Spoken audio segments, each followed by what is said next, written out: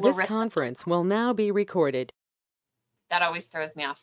I'm Larissa Philpott. I am the president and CEO of the Nacogdoches Economic Development Corporation, and I am here partnering with our friends at the Chamber of Commerce. This is our business development series. We do these to try to help our businesses that are here in town grow, and we like to do these on a regular basis so that we can deal with timely topics. Welcome to those of you that are watching live, and welcome to those of you that are watching this later. This is the latest in our year of the pandemic series. I think we've covered a lot of pandemic topics this year, and hopefully we'll get to stop talking about the pandemic soon. But I think some of the things that our speaker today is going to talk about are good questions to ask about a lot of changes in the workplace. Hopefully, like I said, we'll be able to stop talking about the pandemic soon, but this particular topic, if you look at it broadly, could apply to a lot of different new cultural norms in your workplace. So with that, I'm going to introduce our speaker today. Dr. Marcus Z. Cox is an associate professor of management in the Management and Marketing Department in the Rushi College of Business at Stephen F. Austin State University. He teaches courses in human resource management and strategic management. His research interests include employee training, workplace safety, and business ethics. He and his wife have 2 wonderful daughters and a worthless dog named Lucy. Marcus wrote that. I did not. All dogs are wonderful. And in his spare time, he runs the family cattle ranch. And with that, I'm going to turn it over to Dr. Cox. Thank you so much. Sure. Thank you, Larissa and Mary Frances and Barbara. I appreciate you all having me here today. Can everybody hear me okay? If I can see you, if you can give me a thumbs up, just to make sure. That's what I do with my students in my classes. So first off, please call me Marcus. I'm not into titles, so I would like everybody to feel free to call me Marcus. And I want to just put a quick disclaimer out there that this pandemic is very dynamic, meaning that it is moving very quickly. Things are changing, and just as of 2 days ago, I would have told you that the Johnson & Johnson vaccine was fine to use, but things have obviously changed, and we'll talk about the Johnson & Johnson vaccine here in a few minutes. So I put a just little disclaimer out there that some of this information may change if you are watching this recorded and it's you know, a week or 2 down the road. Things may have changed since the time of the presentation. Another thing I wanted to say is I like to have a very conversational type presentation. I know Mary Frances has seen me speak before. So if anybody watching the series has questions as we go along, please jump in and interrupt and feel free to ask any question. Last thing I was going to say is our dog is not worthless. I say that, but she's a small Havanese, and the one good feature she has is no one will ever get into our house without us knowing, because she barks incessantly when someone comes in, and she even barks at me, and I think, hey, we've met a time or two. So anyway, moving on here. So real quickly, what are some things we're going to talk about today? We'll talk about some of the challenges of frozen perceptions and the misinformation that is out there about the coronavirus and about the vaccines. We'll talk about questions such as, can I require the vaccine? Can I require my employees to wear a face mask, even though Governor Abbott has dropped the mandate on that? Do I have to give my employee paid time off if they have adverse reactions to the vaccine?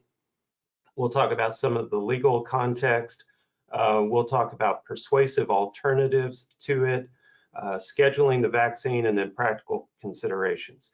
And Barbara, I believe, had sent out an email and had gotten some questions from chamber members. So I've tried to address all those questions in my presentation, but obviously if I miss yours and you want to ask it, please feel free to chime in.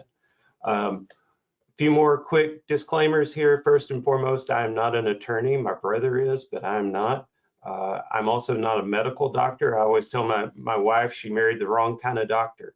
I can't prescribe medicine. I can't bill Medicare. And so as a result of that, we don't make a lot of money. And also, I'm not an epidemiologist. I'm not an expert on pandemics, but I am a professor of management and I teach human resource management courses. I also teach strategic management. I love doing research. I'm just born to be very curious, so I have tried to go out and find as much information on this topic as I could that I can share with you. So what are my goals for today? First of all, I do not want to tell you what to do. After all, it's your business, your company. It's not mine. And when I was putting together this presentation, I tried to picture someone like my father. My grandfather and my father ran a family business. If you're from Nacogdoches and lived here long enough, you may have known of it. It was called Navarro Cox Tire Company. It was down on University Drive where Boatman Tire is today. And so my dad had probably 6 or 7 employees, and that's the kind of person I was envisioning when I was putting this presentation together. I'm assuming that you do not have a formal HR department, may not have a HR professional, and so I'm not telling you here's what you have to do. What I want to do is try to give you information so that you can make the best decision for your organization. I believe that when you have really good information, you're more inclined to make better decisions. And that's what I'd like to do. I also hope that you'll ask questions and then we'll prompt discussion here. I may not have all the answers today, but I will certainly try to get them for you. All right, so what are the challenges? How many of you, at least those of you that I can see, have friends that are on either end of this spectrum of this picture that I have here? If you can either nod or give a thumbs up or a wave or something like that. This graphic I thought represented all my friends on Facebook. 50% of them are this person and 50% of them are the other person with the mask on. Even within our extended family, I've noticed that we have people on every end of the spectrum when it comes to the pandemic. My personal opinion is I wish that the pandemic had never become a political issue. I wish that it had simply been a public health issue. If it had been, I think it would have been treated a lot differently, but it became a political issue. And what's happened is people form perceptions, and our perceptions become our reality. 48 hours ago, my perception was that the vaccines were safe and those people who were concerned about it were misguided. That was my own personal perception. But then the Johnson & Johnson vaccine information has come out and that's made me reassess my perception. So what we have to do is think in terms of what are my coworkers, what are my employees, what are my managers' perceptions of the pandemic and about vaccines, and then begin there. There's a lot of information out there, and as I said at the very beginning, the pandemic is dynamic. It's constantly changing and evolving. The situation, I hope, is going to continue to get better so that maybe by the end of the summer, we're getting back to normal. I would love to be able to teach in the fall without these on. So there's a lot of things out there that could be changing and evolving as we move forward. So let's take a look at some of the misinformation that's out there. Here are just some of the myths that I have found online. The myths are that the vaccine is not safe because it was rushed into production. And this is a great article down here. I put the link in it. It is from the Mayo Clinic, and they have gone through and demystified or debunked these myths. And so the first one is that it's not safe because it was rushed into production. And the reality is that, yes, it was brought to market very fast, but they still had to go through a testing program where they followed 40,000 plus individuals who were given the vaccine in the trials, and they had to follow them for at least 2 months to see what were the reactions and the adverse effects. And then once the Pfizer test was completed, that was the first one that came out, there was a safety panel with the Food and Drug Administration that reviewed it, and it was almost unanimous that it had met all of the safety protocols to go forward. There were 2 dissenting votes, and those votes were based on individuals, from what I've read, that their only reluctance to authorize it was the fact that it was for 16 and older. They said had it not been for a minor, people that were 16 and 17 years old, they would have voted in favor of it. And so far to date, there have not been any serious complications with the Pfizer or the Moderna vaccines. We'll talk about the Johnson & Johnson one here in just a little bit. Another myth is I've already had COVID-19, therefore I don't need the vaccine. And this was a question that somebody in the Chamber of Commerce had sent in to Barbara, and they had looked or asked me to take a look at this. And you get a lot of conflicting information on this one. I've got family members who will say, I've had COVID, I'm immune. And based on what I'm reading, that's not true. But again, that gets back to perceptions. So the reality is we don't have enough data on this. People haven't studied this long enough to know what the long-term effect of having had COVID will be.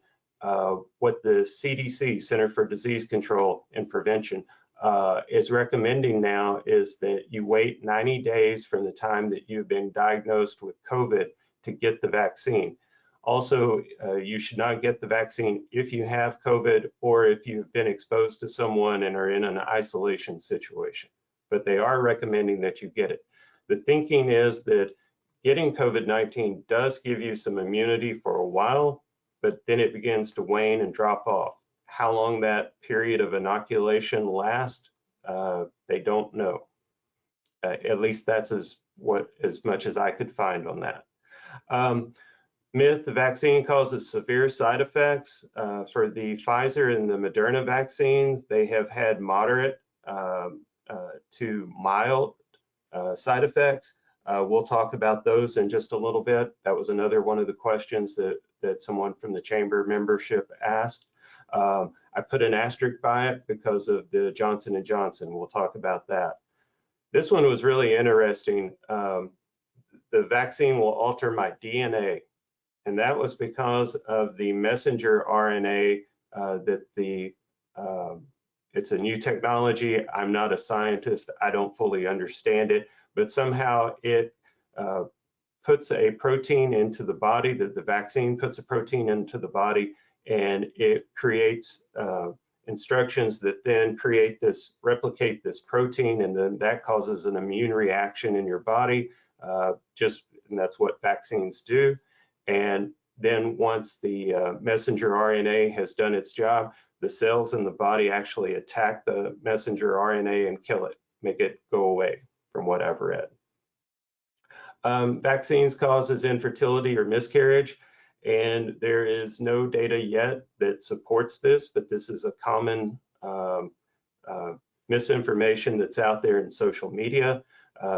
They have studied women who actually got COVID-19 who were pregnant while they contracted the virus, and they have found that this does not cause miscarriages or anything like that. This was another one that's kind of out there in the world of paranoia. The vaccine will allow microchip tracking. This all goes back to Bill Gates' support of vaccinations, and people were afraid that somehow Microsoft was going to be able to monitor you and follow you and so forth. I've seen some other ones out there that are really crazy, and they are so out there I didn't even want to put them in here. One of the things I've tried to do throughout the presentation is give you some information here about sources of misinformation. There was a really interesting article in NPR, National Public Radio. Also, the Mayo Clinic has a lot of resources, as to the Center for Disease Control. I was just curious, so far, does anyone have any questions about misinformation, questions about that? Can I say one thing, Marcus? This is Leanne from Medical Center. Yes. On the COVID-19, the CDC saying that they want people to wait 90 days after they've had COVID. That's only if they have received a monoclonal antibody drug or plasma when they were treated for that COVID. So they just have to be symptom-free and out of their 2-week window. Okay. Thank you for clarifying that. So yeah, it's a big misinformation. We have lots of people that come through the vaccine clinics that think they have to have waited that 90 days, and that's not the case. Like I said, they received that treatment in the hospital. Okay, well, and I appreciate that, because that qualifier was not in any of the information that I was able to find. So I appreciate that very much. I certainly don't want to contribute to misinformation. Thank you. You're welcome. And yes, ma'am. Oh, you're muted. Okay, Barbara, oh, there we go. Yeah, my name's Selena. This is my business account, so I have my business like icon on it. Couple things on the misinformation. One is regarding the infertility. I'm not, I guess, as well up on the COVID one. However, in general, there are definitely studies out that show vaccines do affect infertility. So I don't know if, looking at just in general, vaccines not causing it, but in the past, we've definitely had a direct relationship to infertility and miscarriages with vaccines. Secondly, the biotech lipid technology with the Pfizer vaccine is known to be toxic. I did post a link in the chat, just if you want to look more into the actual the research says on that. It's been going on for the last 20 years. They've been trying to use that technology to make vaccines, and every single one of them has failed. The animals, when they're exposed to the viruses in the wild, all of them die because it upregulates that mRNA, DNA, that the body doesn't necessarily naturally kill it off when it's inserted from an unnatural way. Like the viruses, that's how they work, is with the mRNA. That's kind of how we get sick and how we get an immune response. But when you insert it in through that lipid technology, the ketonic lipid, it changes how the body has first initiated that response to that mRNA. So there's no long-term studies to show safety other than the studies that have shown the animals have all died in the wild when they're exposed to the natural virus after the vaccine. So I just want that out there to research that and for others to look into that, because some misinformation is not necessarily misinformation as opposed to not looking at the full entire context of it. So right. Okay, and this is one of the things that I was going to get at. Larissa and I were talking beforehand, and one of the things that I think you have to do is really have a dialogue with your employees. And I'm going to be honest with you, you've shared some information with me that I am not an expert on. I have not read these studies that you have talked about. So what I would do if I were a supervisor and you were my employee and you'd come to me with these concerns is I would say, bring me that information, let me read that, and then let me go do some research myself. But I don't want to dismiss you. I want to understand where you're coming from. I want to understand, because you may have information I don't have.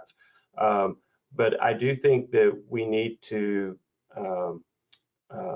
listen to each other and try to learn from each other. But as you say, there is a lot of misinformation out there, and I try to go with trusted sites that I trust in, and that would be the CDC, the World Health Organization, the Texas Department of, I've got it in the slides a little bit, Safety and Health. I would try to go with those type of websites. So I've left actual studies from like the PubMed and those kinds of things, and I have to run because I had just appointments with clients, so I just wanted to share that real quick. And I do appreciate the dialoguing is totally necessary. So I really, really appreciate that. I want to jump off in a few minutes, but I just want to say thank you so much for this. Is this going to be recorded? Yes, it is being recorded. Oh, fantastic. Awesome. Great. Thank you so much. Yes, ma'am. Thank you. Any other questions? That was a good comment. All right. So let's move on here. So as I said, there were no significant the myth was that there were severe reactions, and that was not the case until just the other day. And on April 13th, just 2 days ago, the CDC and the Federal Drug Administration recommended a pause in the use of the Johnson & Johnson Janssen, if I'm pronouncing that correctly, vaccine. And what had happened is there is one case in Virginia that they believe may be linked to a woman there who died, and they're studying to see if the shot is what caused the death.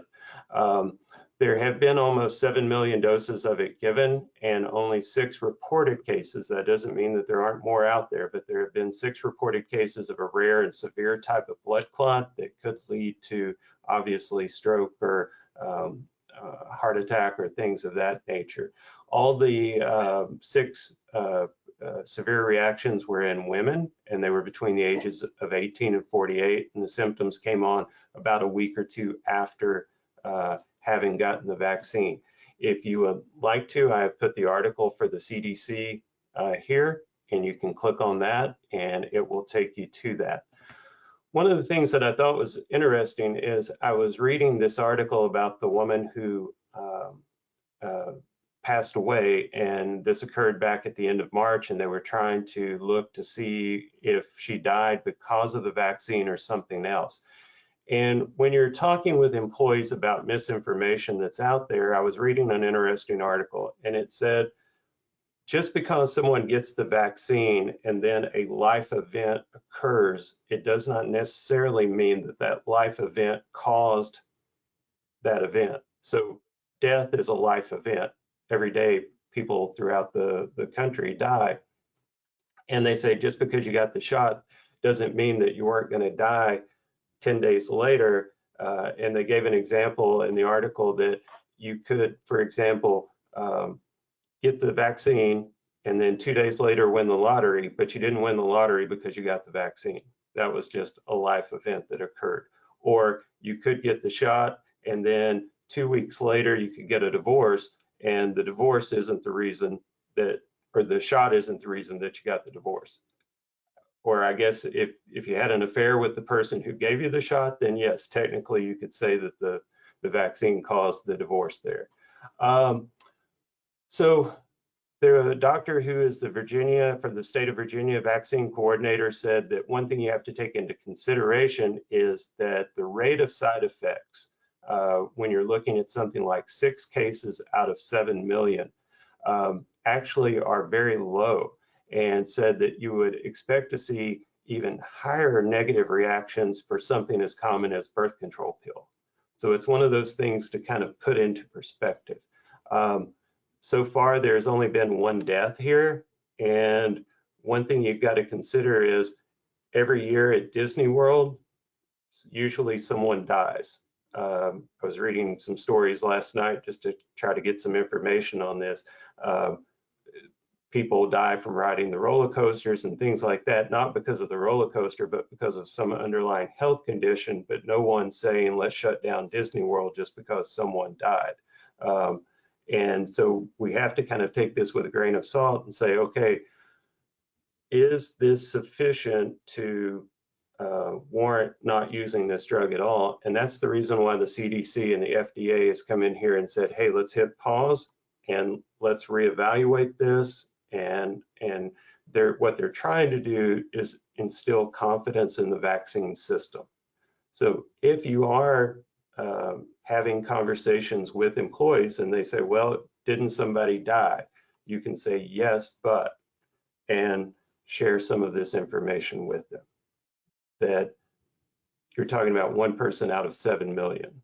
And so the odds are you're not going to die from this. All right. Another question that I got asked from the chamber membership was, I have tested positive for coronavirus antibodies. Do I still need the vaccine? And again, this goes back to the information about, hey, I've had it, have had the virus, do I need to get the vaccine? And found an interesting quote here from the University of Maryland Medical System, and they said, antibody tests do not tell you whether you are immune. They simply indicate if you have or have not been infected with the virus.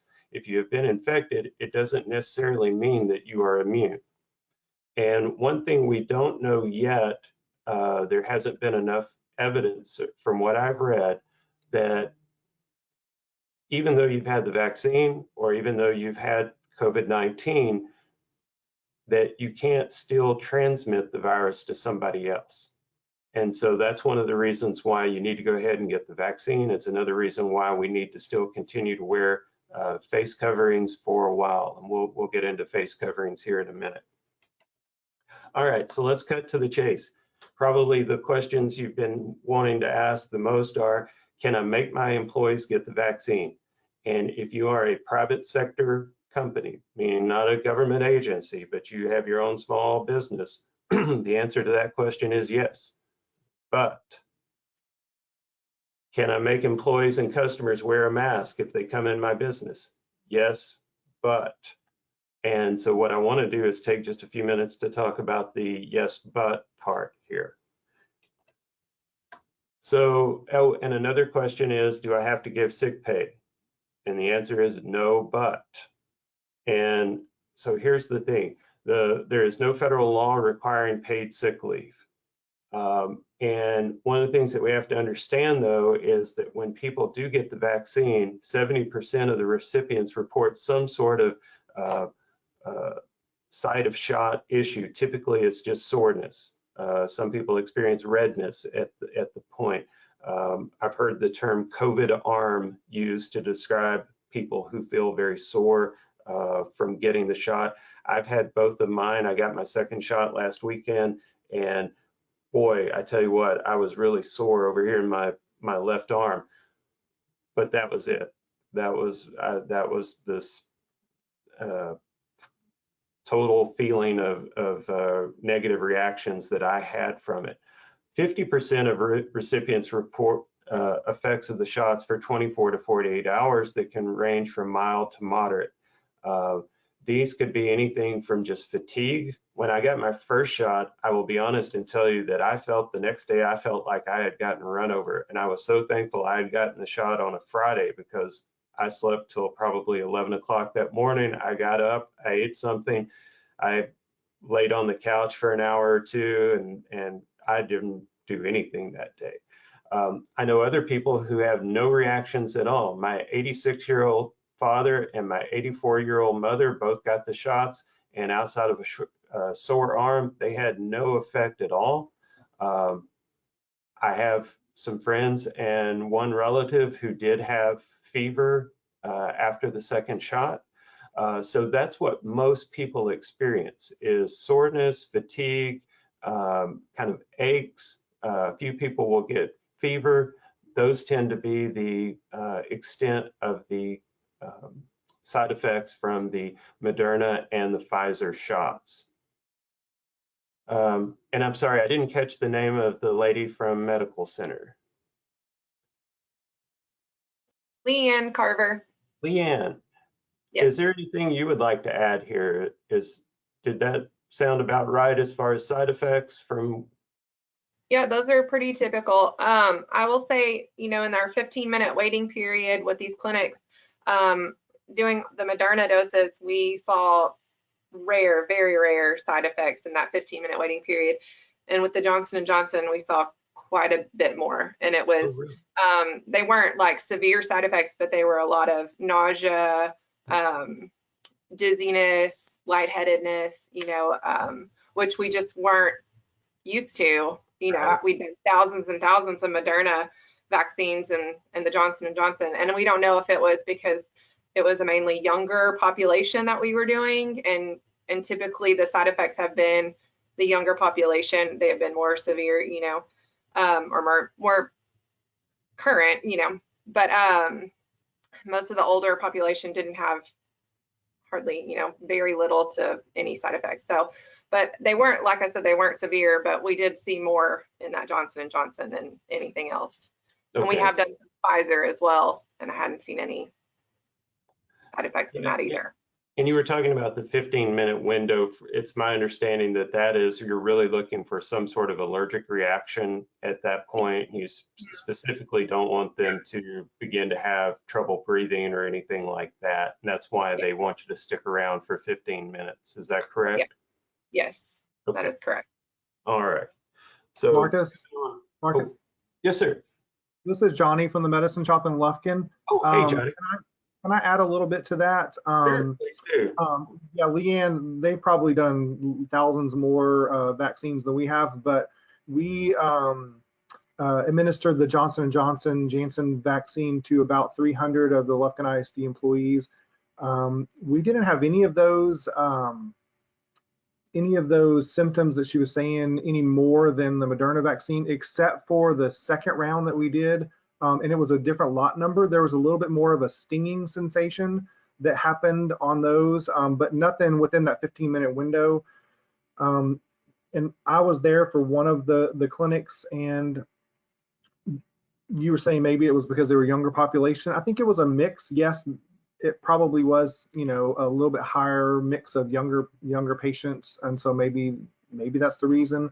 But we didn't experience anybody that had any kind of dizziness or anything like that. We didn't even have any of those folks that felt like, based on their answers on their questionnaire, that we needed to have them wait 30 minutes. So I just wanted to throw that in there and say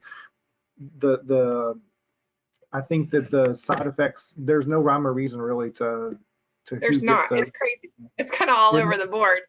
Yes. I mean, that's the only thing I could, assimilate is that when we saw that most of our Janssen, the Johnson & Johnson side effects with the nausea and stuff, because we had a few people vomit, which we weren't ready. I mean, we were ready for, but we just hadn't seen it yet. It had been whenever it was like the SFA students, it was a bunch of college students. So I don't know if some anxiety was there with that, that may have been part of it.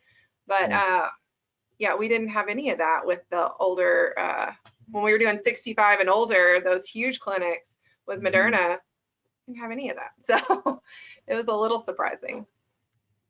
Well, and we'll talk about sick pay here in a little more detail in a few minutes, but I do think that employers need to keep that in mind, that just what you all said, that there is no rhyme or reason to who feels the side effects and who doesn't. And we have to keep in mind that maybe somewhere around 50% of the people who get the vaccine are going to feel some kind of side effect. How severe that is, we don't know. Obviously, if someone's just thrown up, they may not feel like going right back to work right after that. And so I think there has to be a lot of flexibility in giving people perhaps time off or making some sort of reasonable accommodation for that individual. I will add on, so we have been doing some on-site vaccines for employers already. We've done Pilgrim's Pride, TFP, Eaton, some other ones. And so we have not had any reactions in the 15 minutes at any of those that we've done on site. And we've done a mixture of Pfizer, Moderna, and Johnson & Johnson. So it really is, like he was talking about, I mean, it is a mix, it's kind of unknown, but I will say that may ease some people's minds. We haven't had any side effects while we've gone out and done those clinics on site. So that's great. Thank you.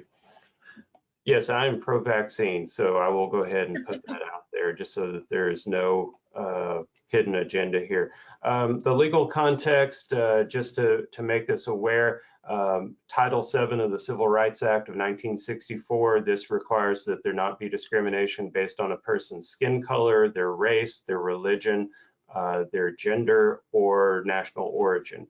Americans with Disabilities Act requires that we make reasonable accommodations for individuals who can otherwise perform the job. It also puts restrictions on any kind of medical exams that we give as a part of employment.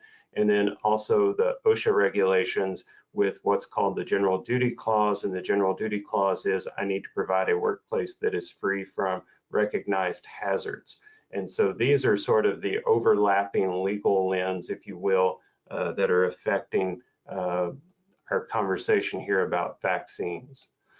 So let's dig a little deeper. First thing, requiring the shot. Can you require the shot? Yes, you can if you are a private business, but there are two exemptions. One would be an individual with some sort of medical condition that prevents vaccination. So if someone is not able to get the vaccine due to some underlying health issue, you cannot make them get it. You would then have to provide reasonable accommodations to them, or eventually we will talk about terminating that individual, or individuals with sincerely held religious beliefs. And This one is a really slippery slope. I went and did a lot of research on what exactly is a sincerely held religious belief. And I will just cut to the chase here and say, I don't think you can really challenge this one. It's going to be hard to say.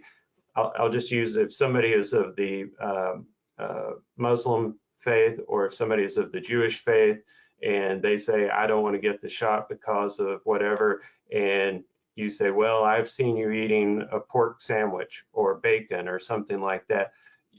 You can't do that.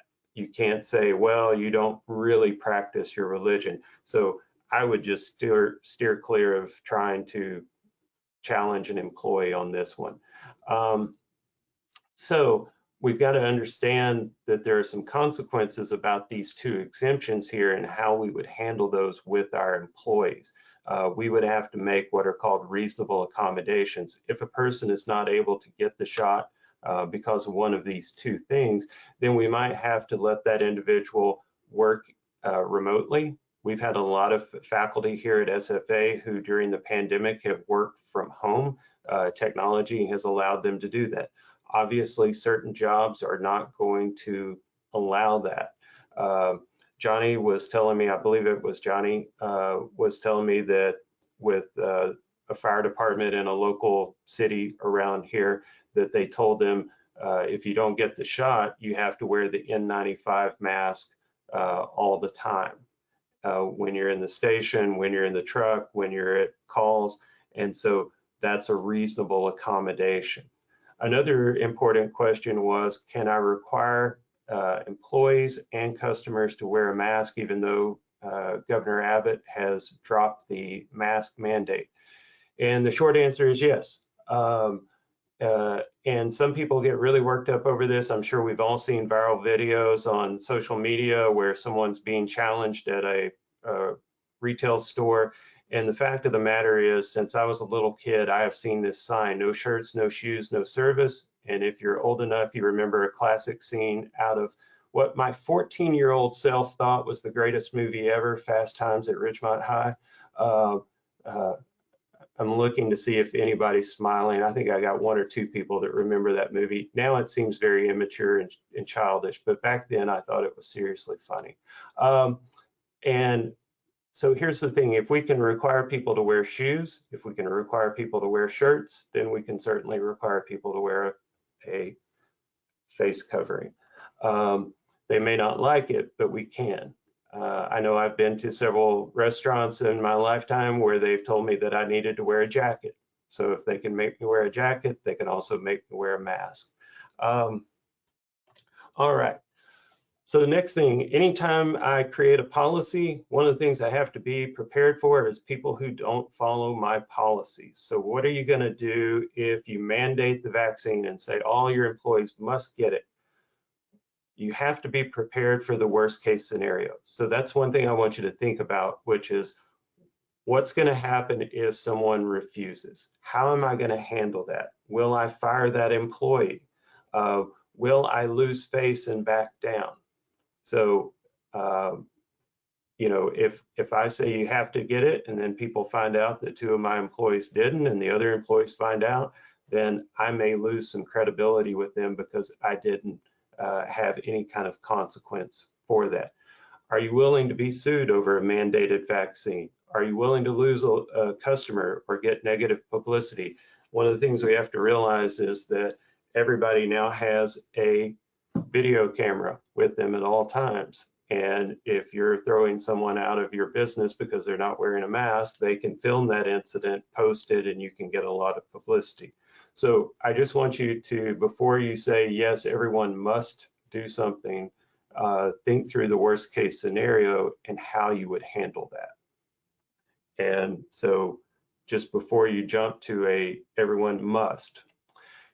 Real quickly, can an employee sue an employer? Yes. The first case was filed from a detention center employee in New Mexico, and this case was filed at the very end of February. When I was doing some research for this, I was looking for can an employer require an employee to wear a face mask, and I was finding lots of conflicting answers out there. And one of the things I finally began to realize was all of the websites that were telling me, no, you cannot require an employee to wear a face mask, were from law firms. And guess what they were willing to do? Represent you in suing your employer. And so, again, take things with a grain of salt. The outcome of this case obviously has not been determined yet, and it will be very interesting to see what the outcome is. And the challenge to this is what's called the emergency use authorization that the Food and Drug Administration gave. And there's some language in there that says that it has to be voluntary, but it also says you have to warn your employees of the consequences if they refuse to get the vaccine. And in the case of the detention center employee, he was warned that if he did not get the vaccine, that he would be terminated. So how this all plays out in court, we don't know yet.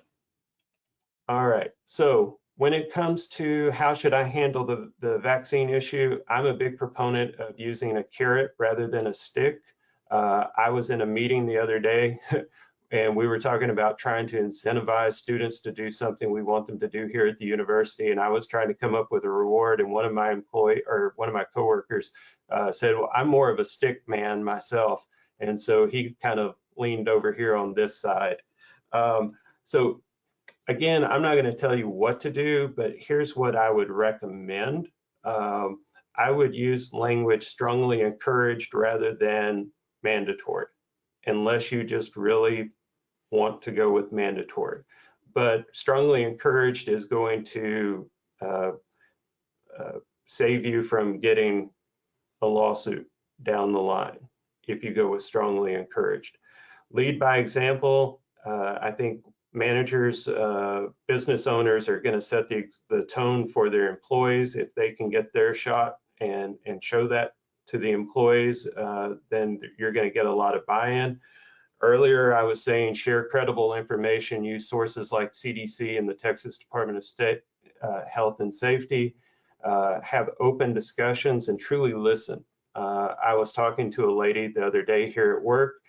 She's one of our custodians, and I was asking her if she'd gotten the vaccine, and she said no. And so rather than just tell her, you know, that's wrong, you shouldn't do that, you should get the vaccine, I really wanted to listen to her and hear her concerns. One of the things I've noticed with the pandemic is people have very strong opinions, and if you tell them you're wrong, that's just going to make them dig in harder. What I think works better is to say, I hear you, I understand where you're coming from, your concerns are valid, but here is some alternative information you might want to consider. Recruit people at work who are respected by others to help promote your voluntary vaccine campaign. There's all workers that people look to. I think young people today on social media call them influencers. What you're trying to do is get somebody who is going to incentivize or encourage people around them to get the vaccine. Incentivize participation in the vaccine. I've heard that at Pilgrims here in Nacogdoches that they were giving a $100 bonus if you would get the vaccine. And that's fine if you want to use some sort of monetary reward to encourage participation. However, you've got to remember to make reasonable accommodations. What if I cannot get the vaccine because of some sort of medical condition? Then you're actually discriminating against me by not giving me that award.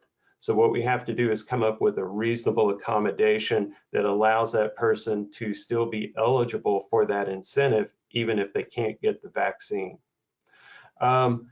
Share general information about participation rates, but don't give specific names. If there's 5 people that work at your organization, you don't want to say, well, Tim, Bill, and Sharon and I have all gotten the shot, and then we all know who didn't.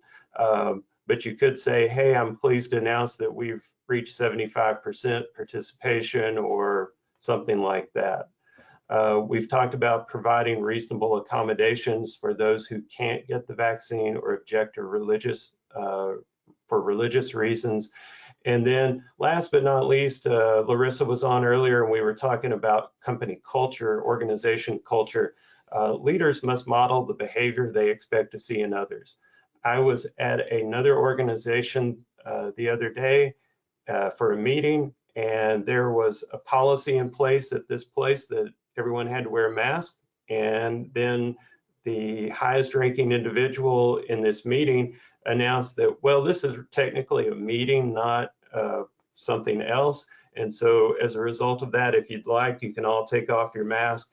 And within 5 seconds, everybody in the room had taken off their mask. And so don't expect everyone else to wear a mask or get a vaccine if you're not willing to do it yourself. So I really think that top leadership at an organization, whether you're a 5-person company or a 500-person company, you've got to set the tone for that individual or for that organization, I mean.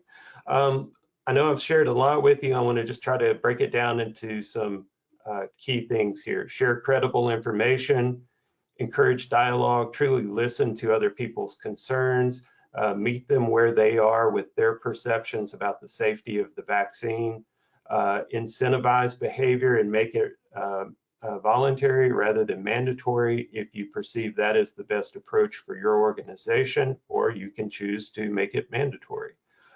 Provide reasonable accommodations and try to find solutions rather than simply terminate the individual. And then last but not least, as I said before, model the behavior you want to see. I always recommend that you encourage employees to consult with their primary care physician before getting the vaccine, just to see if there are any underlying health conditions they might want to consider. Scheduling the vaccine. This was an important issue here. There's some good information about the vaccines from the Texas Department of Safety and Health. You can also go to this vaccine where they schedule the vaccines, get the vaccine right here. And then also I wanted to put in a plug for our local pharmacies that are locally owned in your respective communities. And Johnny is with us. And Johnny, forgive me, is your last name? Tell me your last name again. It's Hargrove. Hargrove, thank you, sir. I represent M&S and Striplings and Nacogdoches and Medicine Shop in Lufkin, so kind of got a little bit of East Texas covered. So we are available to come to your workplace. The Moderna shot requires, once you puncture that vial, we need to use it that day, so it needs to be 10 people. We'll come to your workplace for 10 or more in those increments. Okay, and would it be possible, Johnny, if I'm just trying to think out of the box here, but let's say I only have 4 or 5 employees, could I schedule with you and say, hey, can you find another small business out there that is also interested in getting this, and the 2 of us combined maybe can cover a vial, and we'll just schedule to have our employees come into the pharmacy and get the shot like on an hourly basis or something, every 30 minutes or something. Absolutely. Like yes, we are scheduling at least 1 day a week, usually in the mornings, but depending on if it's a group of people that need an afternoon appointment, we schedule appointments. Like yesterday we did 10 doses between like 9 and 11 in the morning in the pharmacy. And so it was just our customers, it was people that were still looking for a vaccine that was at their convenience. So not walk-ins, but definitely by appointment, and definitely really quickly within this week or next week. Right. Going forward. So you know, there are a lot of opportunities out there, and I really think in the next 2 to 4 weeks we're going to see massive increase in the number of people that are getting vaccinated. And was it Leanne at Medical Center? Yes. So we're also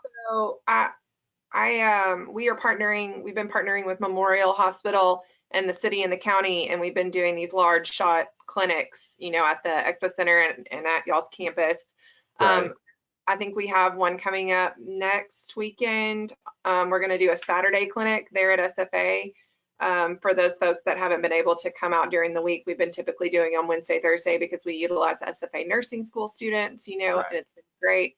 But we're going to try to do a Saturday and try to get some of those working people that that have had a hard time making it during the week. And we've done a couple of later night clinics, you know, that go until like 7 p.m. And like I said, we can come on site, just like, you know, Johnny said, that we can, you know, we're willing and able to come and do, you know, some Moderna vaccines. Every now and then we do get some Pfizer doses from Lufkin randomly. So we can, you know, we can really kind of accommodate whichever one they want. Right. So. Okay. And, you know, that's an important thing with scheduling the vaccine. I think if you could work with somebody that is local here, whether it's a local hospital or a local pharmacy, they may be able to help you with the scheduling of that. And one thing you might consider is if you could get your employees vaccinated on a Friday, especially if you're a Monday through Friday type business. If they do have some sort of side effects, then they're able to recover over the weekend because most people only see side effects for 24 to 48 hours. So maybe scheduling it on a Friday. Another question is, should I pay them for when they are getting the vaccine? I would say it would probably be in your best interest to not put up barriers that prevent people from getting the vaccine. So 1 hour of salary to let them go to the pharmacy, let them go to the clinic, let them go to the hospital, wherever they need to go to get it and come back is probably not too big of a cost to bear. Can I say one more thing, Marcus? Yeah, please. Jana Clement, she's on this call as well. She is our new coordinator for the vaccine. I'm not sure what your specific title is, Jan, but she's going to be helping the city and the county. She's going to be helping coordinate this effort. So we can maybe, you know, start utilizing her. She just started this week, so I don't want to overwhelm her, but she's going to help us, you know, get, you know, if we get doses, or if Johnny, if y'all get doses, or whoever has doses, and whatever employers need, you know, however many, and, you know, like Marcus, you were saying, if this employer has 5 and this employer has 6 or whatever, you know, she can help us figure out, hey, Johnny, we need 10. Do you have the staff to go do this? Or Medical Center, Memorial, or whoever it is, you know, she'll be a great asset in doing that. That way it's not, you know, so overwhelming for one organization to be taking on. So she's going to be a great asset, and I'm very excited that she is going to help us with that. Fantastic. Yeah, I'd love to connect with you guys on that. Just to like I said, the whole goal is to get as many people vaccinated as we can, however that is. It seems like I know I talked to some folks in charge of the hub in Lufkin, and it seems like they're having around a 20% no-show for the second Moderna shot for whatever reason. I think I don't know what the reasoning is behind it, but you know, just however we can get everybody vaccinated 100%, I'm willing to do whatever. Because typically with our second dose clinics, we've only had about a 5% no-show, you know? Well, yeah. The other thing is we're sitting on about 300 Johnson & Johnson Janssen shots that we were about to start administering yesterday when they came out and told us to pause on that. Yeah. So hopefully they'll get through their investigation. They'll feel really confident about those going forward. And we'll be able to start opening those back up again. And like I said, the advantages of having that one shot where you know, you get it, you still get the immunity at about the same time as the second shot of Moderna. But you only have to get the shot once. You only have to feel yucky for a day or two, possibly once, and then you're good to go. So we're hoping that we can turn that back on pretty soon. So. Well, and we got 1,400 more Moderna in yesterday. So. Nice. All right. We need to get shots in arms. That's right. goal.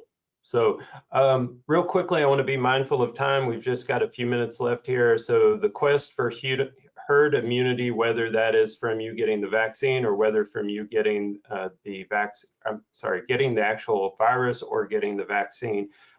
Different articles I read said somewhere between 70 to 80%, that it varies based on the type of disease, virus that is out there. But as of yesterday, I was looking at the website at about 6 p.m. last night. So I'm guessing this is the most updated information I could find. In Nacogdoches County, those 16 and older with at least one shot was 35.6%. Those who were 16 and over fully vaccinated, 25%. Now, that's not great, but if we look at the population that's 65 and older, we're really seeing that we're getting closer to that herd immunity with them, but we still have a lot of room to go. And then statewide, it said that we're at about 42% population vaccinated. So my point with this is we need to get more people to get vaccinated, but we also don't need to drop our guard right now. I personally am tired of these things. I want to get rid of them, but I'm a huge proponent of wearing them right now until we get to the point where the virus is not able to keep going and gain traction. So some practical steps: continue to wash hands and sanitize. Keep in touch with your primary care physician and go see them. Don't come to work if you're sick. Stay home. One of the things that I've noticed this year with the pandemic is I always, as a teacher, would get sick in the fall and get sick in the spring. And in large part because I would have students who came to class and they clearly had a cold or flu or some sort of virus, and it would just spread quickly through our crowded classrooms and so forth. With us socially distancing and many students being online, taking their test online, they don't come to the class if they're sick. And I have, thank the Lord, not been sick at all this year. And then one other practical advice here, go get your flu shot as well. The flu shot helps keep people from getting the flu, which is also significant impact on businesses. Johnny, did you want to say something about flu shots? Yes, just real quick. Our pharmacies are very experienced in providing on-site at your business flu shot clinics also. So it's not too early to start thinking about that and scheduling those. It helps us plan with like pre-ordering of the vaccines for flu, and they usually come in mid-September. So we're looking at the end of September, beginning of October. I know you see some of those larger chain pharmacies get their vaccines in August and start pushing them in August. You know, if employees want to get them that early, that's great. But as far as on-site clinics, we're looking at the end of September, beginning of October and on. So. Okay. And one last thing here, practical information: don't post pictures of your vaccination card online. I was reading an interesting article about identity thieves who use that as a tool of social engineering. They might call you and say, oh, we're with the CDC, and we see that you got the Moderna vaccine on 1/28/21, and then you're like, oh, okay, well, you must know. And the reality is they got that because you posted that picture on Instagram or Facebook. Do keep your card in a safe location with other important documents. Take the card or a copy with you to your primary care physician because they might want to see it. Don't laminate the card in the event that we need to come back later and get a second shot, or a third or fourth shot as a booster to it. So hang on to those. Last but not least, stay well. You only have one body. Mary Frances, I'm going to hand it back over to you now.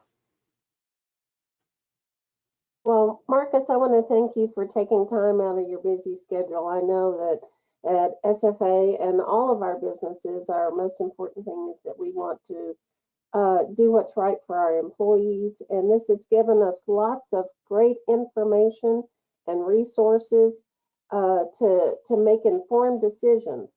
And I want to thank everybody on the call that has added information and resources, and it helped with our dialogue. And that's the most important thing I think you brought out, is that we talk to each other and that we try to have the best information we can to make the best decision that we can for our employees. For those that are going to be watching this at a later date, obviously, Marcus had already pointed out, everything can change. It might have changed while we were having this seminar. But we want to thank everybody again. It is being recorded. You can go back and watch it, or you can share it with other people. And if you have additional questions, please contact either the chamber are us at NEDCO, and we will either try to find the information or we will find somebody who has the right information. So again, thank you for taking time out of your busy day. And Barbara, is there anything else that we need to go with the chamber? No, thank you very much. And I will do my best to get this online on our YouTube channel within 24 hours. Okay. And thank you to Marcus Cox. That was very informative. And we appreciate the information. Thank you very much. I appreciate you having me. And if anyone has questions, please feel free to reach out to me. My email is mcox, M-C-O-X, @sfasu.edu. So be glad to try to help if I could. All right. Well, thank you, everybody. Have a great day. Thank you.